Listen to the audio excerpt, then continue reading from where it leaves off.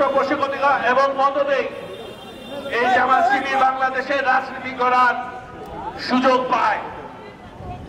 আজকে এই ঘোষণা আসার পরে ওরা আবারও মরণ কামড় দিতে পারে।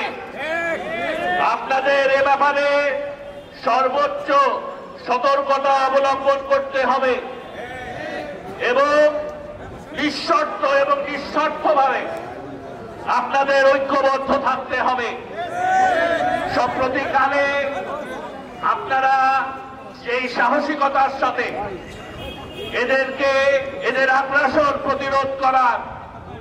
প্রতিরোধ করতে ভূমিকা রেখেছেন। আমাদের বহু নেতা কর্মী আহত হয়েছে, নিহত হয়েছে, অনেকে এখনো হাসপাতালে ভুগছে।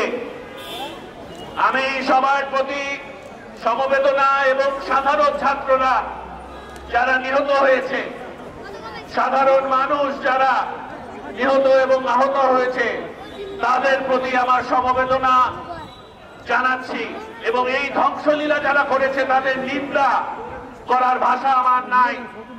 শুধু একটা কথা বলতে চাই, ঐক্যবদ্ধভাবে আমাদেরকে এদেরকে প্রতিরোধ করতে হবে। যে প্রতিরোধ আপনারা গত 2 সপ্তাহে জীবনের ঝুঁকি নিয়ে করে আসছেন। বঙ্গবন্ধু কন্যা ক্রাইসিস ম্যানেজমেন্টে প্রসিদ্ধ এবং বিশ্ববিখ্যাত। আপনারা জানেন বঙ্গবন্ধু কন্যার উপর আস্থা রাখেন, তিনি ইনশাল্লাহ এই সংকট অতি সত্বর মোকাবেলা করবে এবং আমরা এই সংকট কাটিয়ে উঠব। একটা ইতিবাচক দিক আমি শুধু উল্লেখ করে আমার বক্তব্য শেষ করব। আমি জানি আমার কর্মজীবী মানুষরা অনেকক্ষণ অপেক্ষা করছে।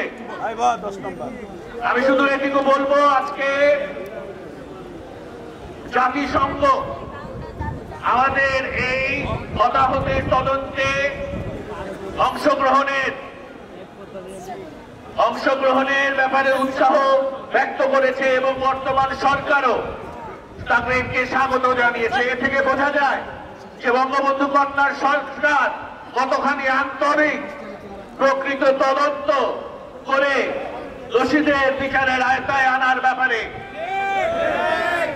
সুতরাং আমরা প্রত্যেকটা আমাদের কোমলমতি সন্তানদের কাঁধে ভর করে, আমাদের ছাত্রদের কাঁধে ভর করে যারা সরকার উৎখাতের নীল নকশা এবং চক্রান্ত করেছিল এবং যারা এই সকল হতাহত এবং প্রাণের ক্ষতি করেছে, জীবনের মালের ক্ষতি করেছে, তাদের সবাইকে বিচারের আওতায় আনার ব্যাপারে আমরা জোর দাবি করছি এবং একটা নিরপেক্ষ তদন্তের মাধ্যমে এই প্রক্রিয়ার সফল সমাধান হবে বঙ্গবন্ধু কন্যার নেতৃত্বে।